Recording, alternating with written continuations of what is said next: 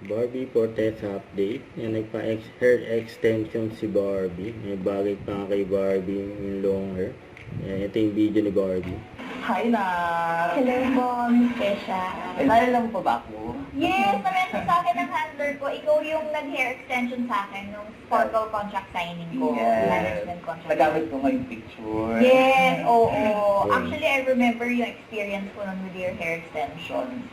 Nung time na yun kasi mahaba pa yung hair ko, diba? Nandito. So, mostly pampakapal yung purpose ng hair extension natin. So, sobra siyang nag-match doon sa buhok ko, and then yung weight niya wasn't so heavy, if I remember correctly. Like, so, as in kahit madami tayong nilagay, magaan na rin siya, and natagalan ko siya. And sobrang nagpaparamdam ko ang ganda-ganda ko nung araw na yun. So, thank you so much. Thank you na.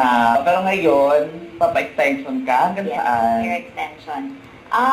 Hanggang dito po sa ganitong kaan. Okay, parang ito. Tama po ba? Pag nahabaan ka, pwede natin siyang style, haircut, gano'n. Ay, talaga? Pero ikakabit ko na Sige. natin. Also, I'm not sure if I will need hair extensions pampakapal of this same length. For May now, kasi yung hair mo, so kailangan namin naman makapal, like 300 grams. Yun yung pinaka-importante na mag-blend siya sa hair mo kasi maiksi. alright. And then what we'll do is a clip-on hair Yes, extension. on hair extension.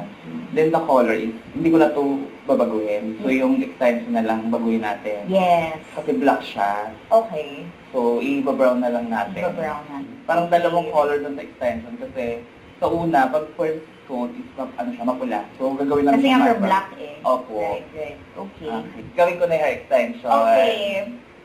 Ayan o. Ayan o.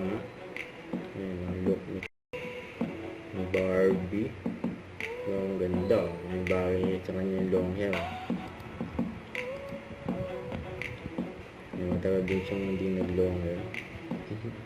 May extension. Hair extension yung bagay. Don't forget to subscribe, click the notification bell for my update. This is Victor, the Action Vlog. Stay tuned for more videos. See ya.